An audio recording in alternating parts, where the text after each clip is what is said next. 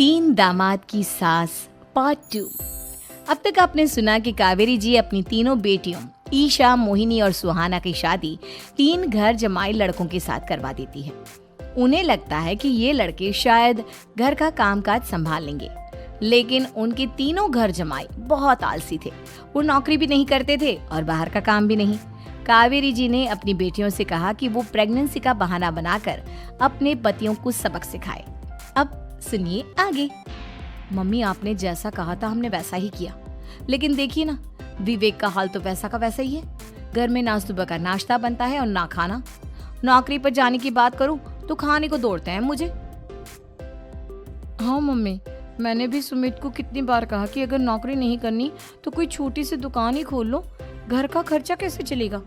देखो दोपहर के 12 बजने आए और जनाब अभी तक सो रहे हैं। हाँ मम्मी, ईशा और सुहाना ठीक कहती हैं। अविनाश का भी यही हाल है। जब मैंने अपनी प्रेगनेंसी के बारे में कहा तो मुझसे कहने लगा, अरे दूसरी लड़कियां तो 9-9 महीने तक नौकरी करती है, बस डिलीवरी के टाइम छुट्टी लेती है। मोहिनी, तुम भी नौकरी करो। अब मुझे कहाँ नौकरी मिलेगी? मम्मी बताओ अब मैं क्या करूँ? हे भगवान, क्या सोचकर घर जमाई दामाद लाई थी मैं कि मेरी बेटियां मेरे पास रहेंगी और खुश रहेंगी, लेकिन इन आलसी दामादों ने तो हमारी जिंदगी को भी प्रॉब्लम में डाल दिया है। मैं तो कहती हूँ मम्मी, हम लोग वापस अपनी जॉब पर जाना शुरू कर देते हैं। बता देते हैं इन लोगों को कि हमने प्रेगनेंसी का बहाना किया है। नहीं नहीं बेटा, ऐसी गलती भी मत करना। अगर तुमने ऐसा किया तो इन तीनों की आदत और खराब हो जाएगी। अरे आज नहीं तो कल कभी तो तुम प्रेग्नेंट होगी, तब वापस यही प्रॉब्लम आएगी। तब क्या करोगी तुम तीनों? हाँ मम्मी, आपकी बात तो बिल्कुल सही है। इन लोगों को तो सुधारना ही पड़ेगा। लेकिन कैसे? अपने बच्चों के आने की खबर सुनकर भी इन लोगों पर कोई असर नहीं हो रहा। पैसे कमाने के लिए घर से बाहर निकलना ही नहीं चाहते ये तीनों। अब मेरे दिमाग में एक प्लान आया है। तुम तीनों चिंता मत करो, उन तीनों को बुलाओ, फिर मैं बात करती हूँ। थोड़ी देर बाद कावेरी जी अपने तीनों दामादों को सामने बुलाकर अपनी बात कहना शुरू करती हैं। अविनाश, सुमित और विवेक, देखो बेटा, मैं ना तुम तीनों से बड़ा प्यार करती हूँ, इसीलिए तो तुम्हें घर जमाई बनाकर रखा है मैंने। अरे मम्मी जी, सीधे सीधे कहिए ना, क्या बात है? प्यार तो हम भी आपको बहुत करते हैं।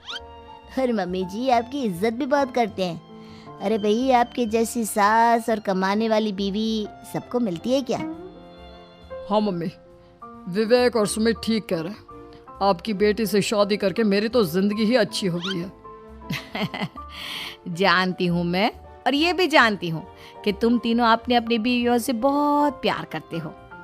बेटा, बात ऐसी है कि हमारे कुल गुरु ने कहा है कि प्रेग्नेंट होने के बाद मेरी तीनों बेटियां शुरू के 4 महीने हमारे गांव में जाकर रहेगी, जहां मेरे चाचा जी रहते हैं। अरे लेकिन क्यों मम्मी, गांव में जाकर रहने की क्या जरूरत है इन तीनों को? वो क्या है ना बेटा, हमारे परिवार को एक श्राप है। अगर मेरी बेटियों ने यहाँ पर बच्चा पैदा करने की कोशिश की तो उनके बच्चों को कुछ भी हो सकता है।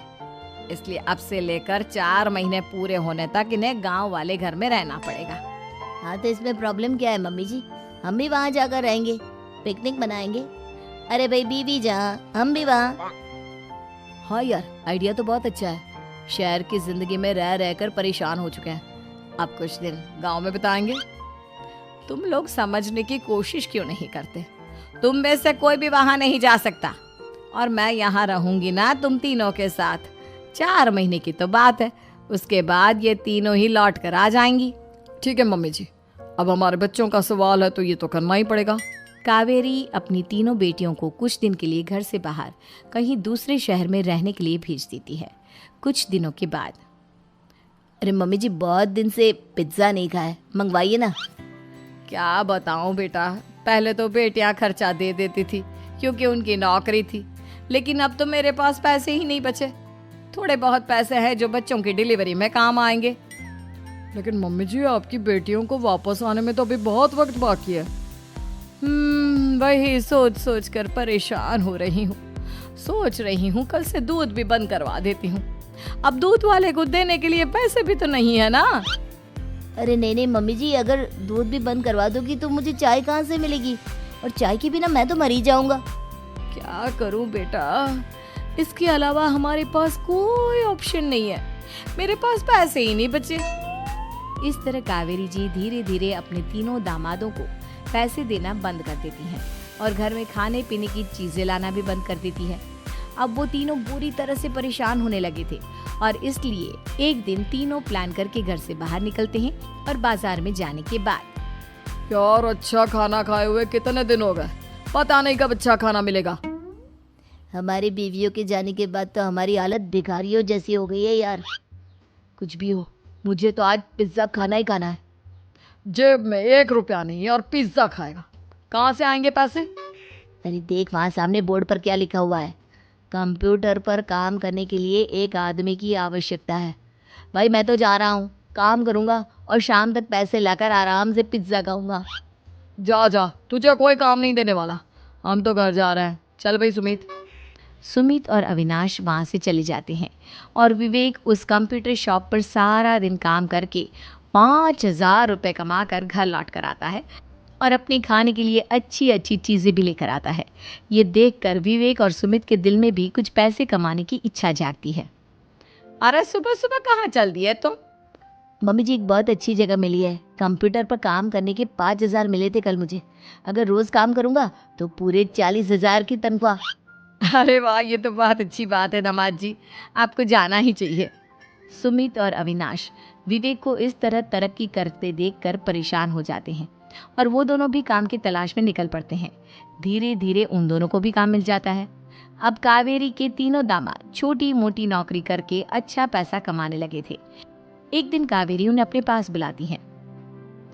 अरे वाह, विवेक 40,000 कमा लेता है, अविनाश 60,000 और सुमित तुम भी 40,000 के आसपास कमा ही लेते हो। कुल मिलाकर तुम अच्छे खासे पैसे कमा रहे हो बेटा। हाँ मम्मी जी, बहुत मज़ा आता है जब महीने के एंड में मोटी रकम हाथ में आती है। पूछिए मत मम्मी जी, घर में रहकर रोटी बना बनाकर औरतों जैसा महसूस होने लगा था मुझे तो। हाँ बेटा, तुम तीनों की बात तो बिल्कुल ठीक है और जानते हो अब तुम तीनों की पत्नियां भी वापस लौट कर आने वाली है। लेकिन मम्मी जी अभी तो उन्हें गए सिर्फ 2 महीने हुए हैं, आपने तो कहा था वो 4 महीने के बाद लौट कर आएंगी। ऐसा कुछ नहीं है बेटा, मैं सिर्फ तुम तीनों को सबक सिखाना चाहती थी कि आदमी घर में बैठकर बीवी की कमाई खाता हुआ अच्छा नहीं लगता। इस दुनिया में हर इंसान को मेहनत करनी चाहिए, काम करना चाहिए, चाहे वो औरत हो या आदमी, ताकि अपने परिवार को संभाल सके। कावेरी की बात सुनकर उन तीनों को अपनी गलती का एहसास होता है और कावेरी उन्हें सच बता देती है कि ईशा, सुहाना और मोहिनी शहर में ही कहीं दूसरी जगह रह रहे थे। शाम के वक्त उन तीनों की पत्नियां लौट कर आ जाती है और कावेरी जी का परिवार एक खुशहाल परिवार की तरह रहने लगता है।